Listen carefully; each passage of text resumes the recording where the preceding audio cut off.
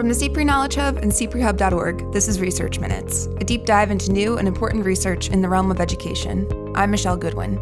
Today we look at the National School Lunch Program, which provides free or reduced price lunch to more than half of all American public school students each year, based on economic need.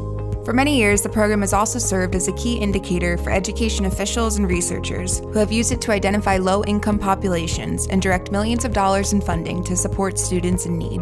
Title I funds go to school based on free lunch enrollment. So states that fund schools based on their enrollments and then provide extra funds for enrolling poor students always also use free lunch. But a new multi-state study of education records, household income, and census data has found that this key indicator, used for decades to guide vital resources, may not be as valid as it seems. There are poor kids who aren't getting the meals that they ought to be getting, and there are kids whose annual income isn't so very low who are enrolling in free and reduced price lunch. Whenever we're trying to direct resources toward economically disadvantaged students, we've got a problem right now. We're not doing it well.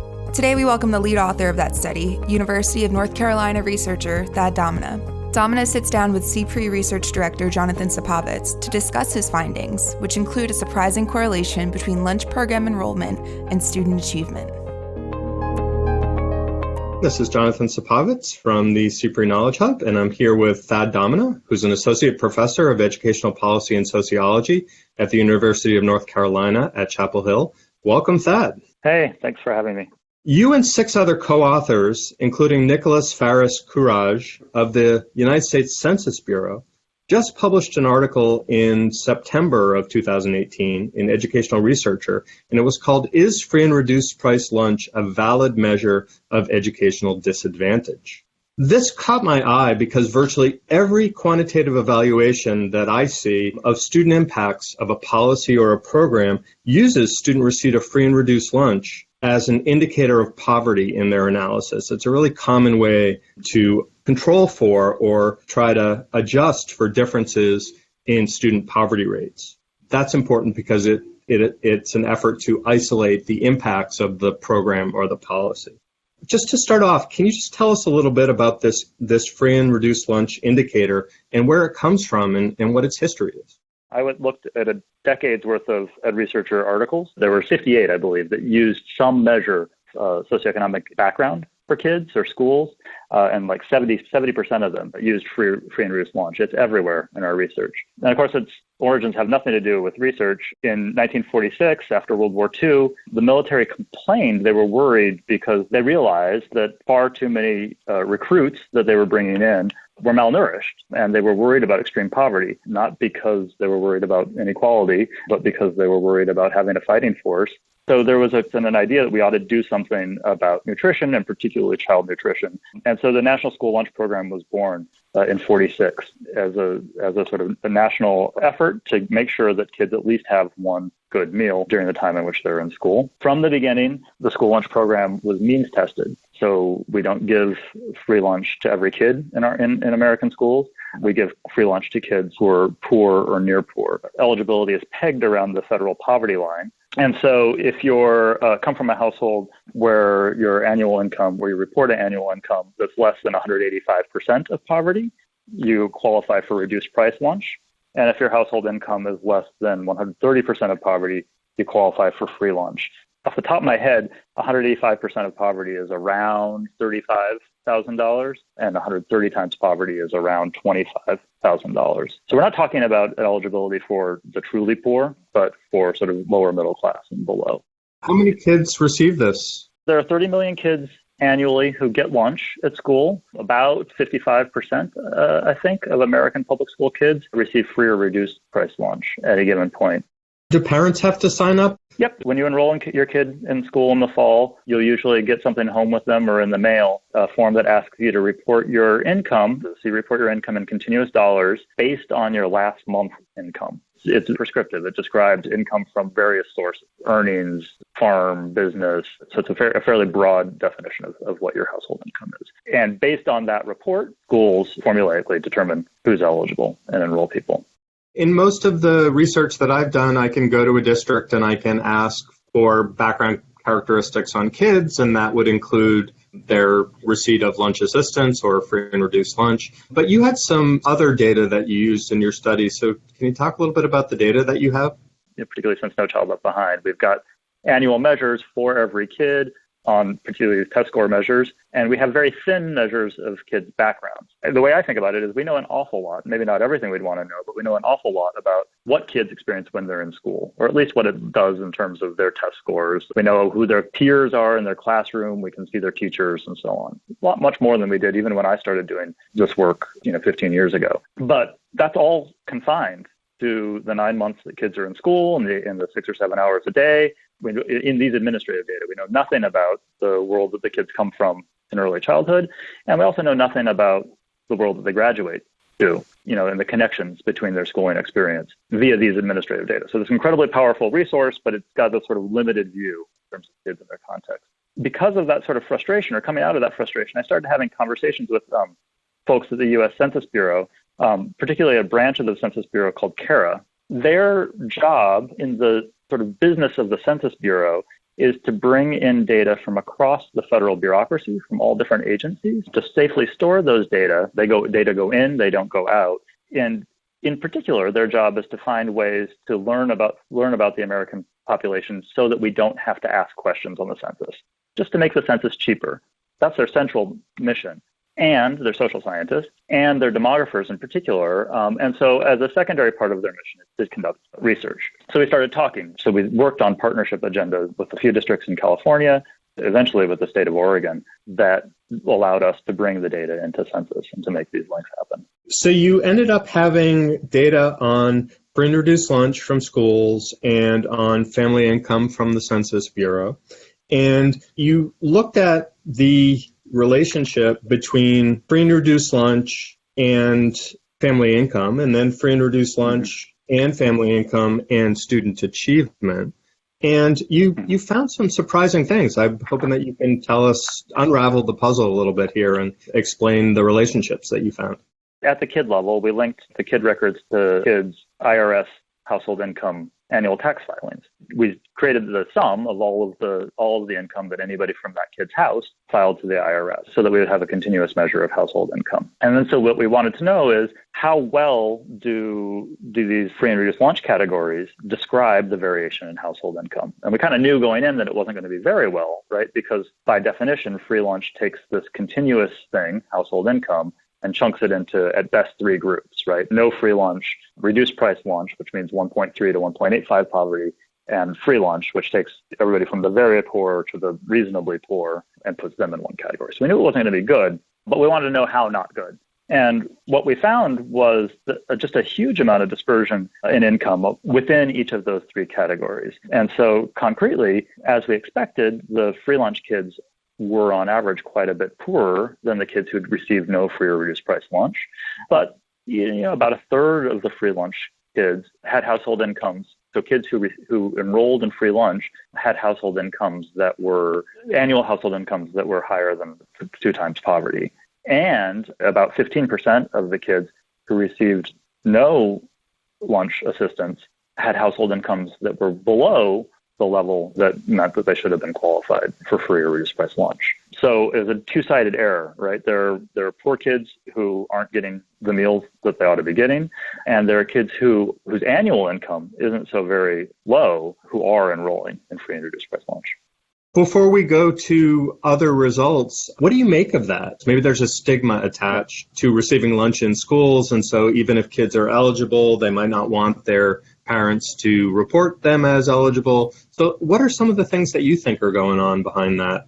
I think that's a big part of it, particularly a part about the under-enrollment. I think that there are families that are, poor but proud, or who just don't believe in accepting federal support, or don't get the application handed to them. We hear stories when you talk to school leaders about families who are worried about applying, who are worried about documentation, about immigration status.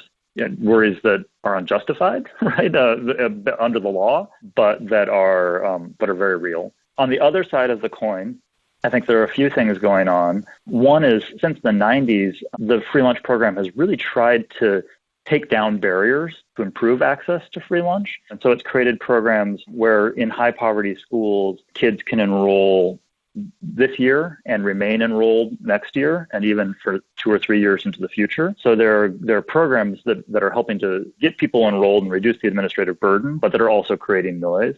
And then another piece that I don't think that I hadn't thought about enough, but I think it's really an important part of people's lives, poor people's lives and near poor people's lives, is income volatility.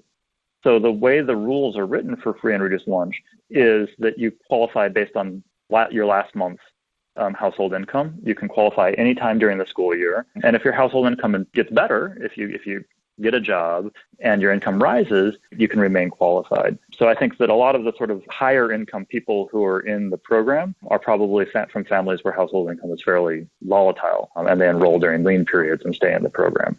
So now the second part of your analysis was to look at the relationship between family income, I guess, relative to free and reduced lunch as it related to student achievement, what we always look at as an outcome of student performance. And so what did you find when you compared the relative predictive power of these two indicators of student achievement? Yeah, this was a shocker for me. There are two ways to think about whether or not a measure is valid. One is what's called convergent validity. Does it mesh well with something else that measures the same general construct, the same idea? And that was this analysis of the relationship between income and free lunch enrollment. And we found it really had very little convergent validity. The second one was what's called predictive validity. We know that poor kids, we don't think they should, we know that they do tend to perform less well than their peers on standardized tests. How predictive is free lunch of achievement, and what kind of information does it give net of household income? So my thinking doing this analysis, as I sort of sat down and entered the code and waited for the numbers to come up, my prediction would have been that because free lunch is capturing household income but capturing it poorly, if we look at the relationship between free lunch and achievement net of household income, it would wash it away, right? That household income would be the thing that predicted, and this poor measure of household income, free lunch, wouldn't predict achievement. That was my guess, and that's not at all what we found. We found that household income matters net of free lunch, but that kids who receive free and reduced price lunch were doing worse than kids with similar annual IRS reported household income, net of the household income and net of a bunch of other controls. We couldn't make that go away. The free lunch was providing information about kids' academic experiences or their achievement that household income didn't. I still don't know entirely what to make of that. So you put those two findings together, what you learn is that free lunch is a pretty poor measure of socioeconomic disadvantage, but a better measure of some nebulous thing that I don't understand that's educational disadvantage than household income. Does this lead you to believe that we should continue to use free and reduced lunch, or should we try and make census block connections and try to use family income or block income or whatever as a control for trying to look at the relationship between programs and policies and student outcomes? I don't think we can continue to use free and reduced lunch in the long term because of those programs that I was telling you about, Provision 1, Provision 2, Provision 3, and then a new big program that's called Community Eligibility, which is a program that allows schools that enroll lots of poor students. It allows them to offer free lunch to every kid in the school for free, regardless of eligibility. So community eligibility is going to gain steam. It's only 3 or 4 years old, but something like half of the eligible schools are now participating with good reason. It's an exciting program. But what it's going to mean is that the urgency of collecting these data, of getting kids to enroll for schools, is going to decline. So the data quality problems about free lunch we see here, our data predate that program. Those data quality problems are only going to get worse. So I don't think we can keep using these data going forward. But I don't know what the alternative is, to tell you the truth. And let me tell you that just as an aside, that there's a problem that's bigger than the one that matters to educational researchers. But it's also a problem for educational policy because Title I funds go to school based on free lunch enrollment. States that have weighted per pupil funding, so states that fund schools based on their enrollments and then provide extra funds for enrolling poor students, always also use free lunch. It's not just for us, for the research community, that's the measure that we're going to need to find a way around the measure. It's also for policy. Whenever we're trying to direct resources toward economically disadvantaged students, we've got a problem right now. We're not doing it well. That's a big insight that this program, which has been around since 1946, there's been all kinds of layers of decisions attached to this particular fairly crude indicator of students' levels of poverty. or their families' levels of poverty, and that this is kind of deeply enmeshed in the system. And so it has implications for our ability to do good research, but even more importantly, for policymakers and their ability to administer wisely different programs and resources. Yeah, no, I mean, it seems like it's a crucial issue. I mean, I think in education, many of us, all of us care deeply about inequality, right? And we see our job is to sort of try to make a more equal society. And I just don't think we can do that job well if we're not measuring socioeconomic inequality in our schools better than we are. Yeah, but this is the point where I get like I have to throw up my hands because I don't really know a good alternative. Now that you have access to these data, what are the things that you hope to do next? What's in the pipeline? Well, I'm really interested in the free lunch program. It's a thing to think about. We don't know a lot about the relationship between receiving free lunch and kids' development in school. I know, from the literature that malnutrition is horrible for kids, right? So getting meals to kids who need meals is incredibly important. But I also know from spending time in schools that the way free lunch is often administered does carry stigma. So if you spend time in an elementary school that's socioeconomically diverse, what you'll often see when you're in the lunchroom is the kids who bring their lunch from home go and sit down first, while the kids who buy lunch or receive lunch, hot lunch from school, stand in line. In many diverse schools, socioeconomically diverse schools, that's just overlaid with class. No one would eat school lunch if they didn't have to, right? The way we do school lunch today. And so that creates the social distance between the poor and the non-poor kids. And so I'm not convinced that the way we administer school lunch helps kids and helps the kids that it's intended to help. And so that's something that I'm interested in studying. And then another piece of the work that we're doing, because we can see teachers as they move around across schools, and we can also see what teacher labor markets look like. What happens to teachers when they leave teaching? Are they leaving to go to better jobs? Are they leaving to go to places to teach in places where the pay is higher? Or are they leaving to go to places where the living is cheaper? What do teacher life courses look like? I love the way that you have taken this measure of free and reduced lunch and you're following the breadcrumbs, so to speak, and trying to unravel some of the really important social and policy problems that are either impeded or made available by the access to these and other data. And so I've really appreciated our conversation, and I hope that we can continue it as you produce more findings from you and your team. So Thurston Domina from UNC Chapel Hill, thank you so much for joining us today. Thank you. It's been a lot of fun. Thanks for listening to Research Minutes, presented by the CPRE Knowledge Hub. For more episodes or to subscribe, visit us at cprehub.org. That's cprehub.org. To share your thoughts on today's episode or suggest